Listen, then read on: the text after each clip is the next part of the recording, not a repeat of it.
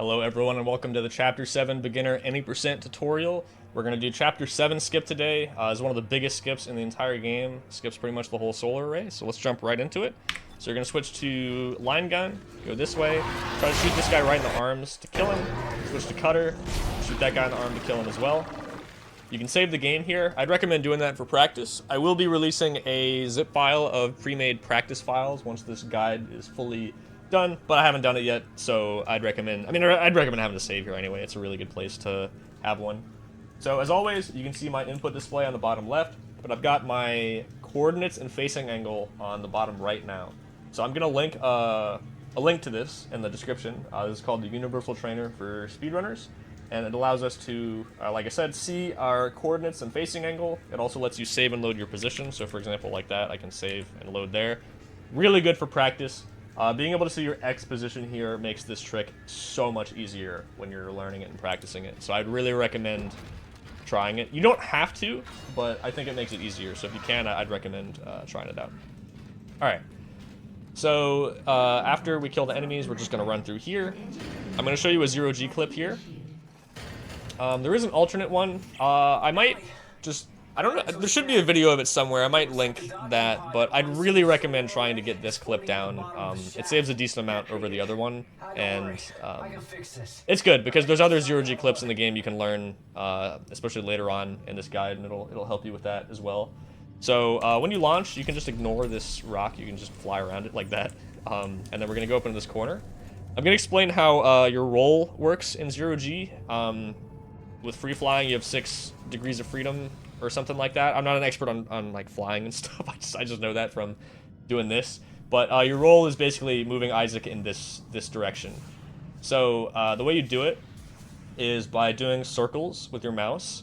So if I want to rotate Isaac to the right like that, I'm gonna do clockwise circles. I'm gonna move in circles to the right. And the larger the circles you do, the faster you go. And the smaller ones you do, the slower you go. And then if you go the opposite direction, counterclockwise, you'll turn to the left.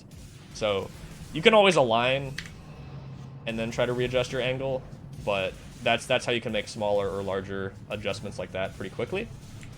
All right, so now for the clip. So this one's called a wiggle clip, because we're gonna wiggle Isaac back and forth. Save my position here. So you're just gonna fly up into this corner, and we're gonna alternate moving up, down, and up. So let me explain those movements a little more here. Because if you move too much here, it's like this. You see how he's like getting moved away from the corner? That's way too much. You want to be as close to the walls as possible while you're doing this. And don't sprint while you're doing it either. Make sure you let go of that. So you're gonna go up just a little bit. So I guess his hip almost kind of hits the ceiling. You don't want to aim up too much where he kind of starts drifting like that. Like you just want just up slightly like this. So he's all the way up in the ceiling.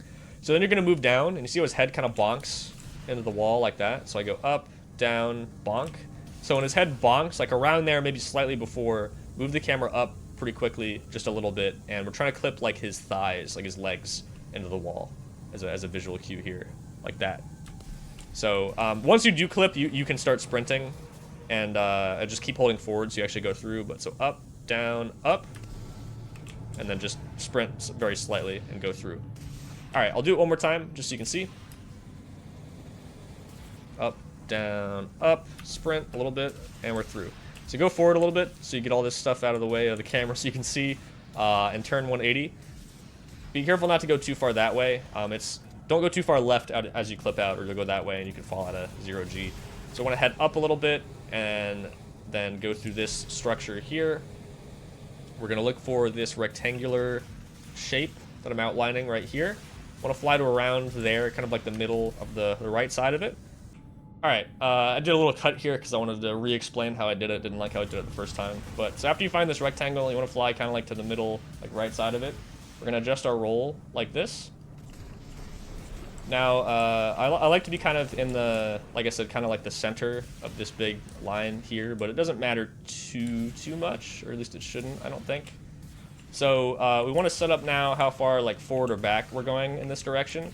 So I'm going to fly down, like basically you see this gray beam here. I'm going to fly kind of Isaac like into it a little bit, and then just back up a little bit like that. I find that if you bonk into this, he kind of starts drifting. So if you just back up till he stops drifting, That's about where you want to be. I might still be drifting very slightly, but that's okay. So if you see this grate here, and then you see the gray beam, I want to make it so the right side of the gray beam is touching the left side of that grate. So there's basically no space between them. And while that's the case, I also want to be aiming at the left side of the gray beam. So I'm going to get down here, back up till it stops drifting. And I'm going to aim at the left side of the beam, and I just kind of keep aiming at that. I'll move left until it lines up like that. You'll see there's this kind of like almost like beige line sometimes to the left of the gray beam. We don't want to be lining up with that. We want to aim at like the left side of the gray beam. All right, so once we have that right about there, I'm going to start moving left until my cutter vertically lines up, or the dots, when they're vertical, they line up with this black line right here. All right, so I'm going to pause the game, let go of my mouse, and then just start flying straight back. I like to pause there because it makes it so you don't adjust your camera angle on accident. So if our X is 23 here, this should work. So I've done this trick a lot, so from what I can see from my angle, I actually could have rotated to the right a little bit. Looks like my roll could be slightly off, but I think this should still work. So if you go more left, the X goes up, and if you go right from this angle, the X goes down.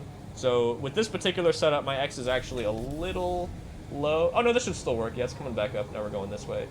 So if you find you're missing it, just look at your X, and you'll be able to see, like, oh, it was too high, too low. Okay, it's kind of equaled out to about what I had it before I started flying up. Yeah, that's actually pretty good. All right, so once Isaac falls through this orange cloud here, you can checkpoint restart. If you look at your Z, actually, so -223 is the height we need. So there are some stars and things you can look at, and you can kind of get a feel for that while you're practicing once you see that. But the really safe way to do it is just fall like pretty much all the way through the orange cloud there and checkpoint restart. So again, I'm gonna link some other setups for this. I came up with this today, but I think it could still be improved a little bit. I just want to make sure this trick is as easy to explain as possible. But I think practicing it with the trainer will make it way easier, and you can maybe go a little bit more left or right of the spot I was before I started backing up. I know I went through that last part kind of quick. I don't know if I explained, sorry. So when you're flying back, once you hit the top of the 0G, you want to start flying forward. You can see it in the input display as well, but you don't, like, once you pause and let go of the camera, you don't want to move the camera at all. It's just fly back, fly forward. All right, so we hit the checkpoint. So now we're going to run this way. I'm going to show you how to, well, so you have to wait for this auto-scroller to play, but you can use the shop while you're waiting. So basically, there's a trigger to lock the door and a trigger to start the auto-scroller, but they're separate. So we want to hit just the one for the auto-scroller. So what you're going to do is you're going to hug this right wall as close as possible until we hit that, like, black-gray beam, and then we're just going to turn around. But make sure you stay against the wall the whole time. If you go too far left, you're going to hit the trigger to lock the door. So I'm just going to hold against the wall till I get about there, and then I'm going to turn back while holding the wall the whole time. And if you hear Ellie's dialogue, that means you got it. So during this section, we just got to wait. So what you're going to do is go over to the store. Just going to go through this stuff. You can sell anything you don't need. You don't need semiconductors. With this weapon route, we don't need to buy anything. These are the guns you should have at this point. Yeah, we don't need any of these weapons. A lot of them have been used in any percent before. Javelin's used in some other routes, but especially at this point, you don't need it.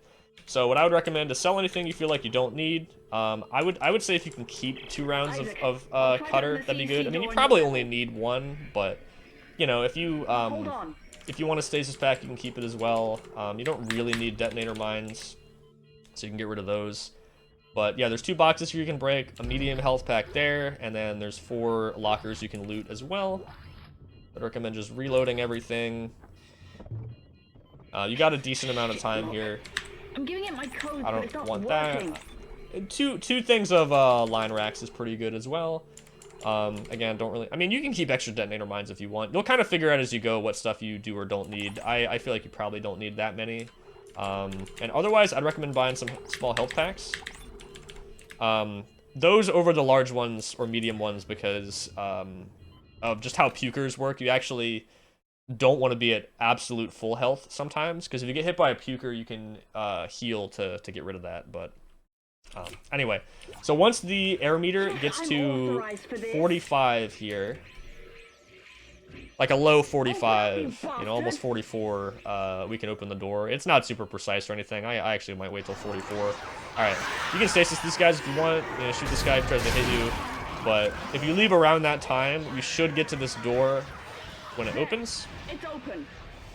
And then just call the elevator. All right, so this takes you to chapter 8. That's the whole level. Yeah, nothing you can do to speed this part up. You know, reload your weapons and stuff. Look at your inventory. Manage a little bit if you want.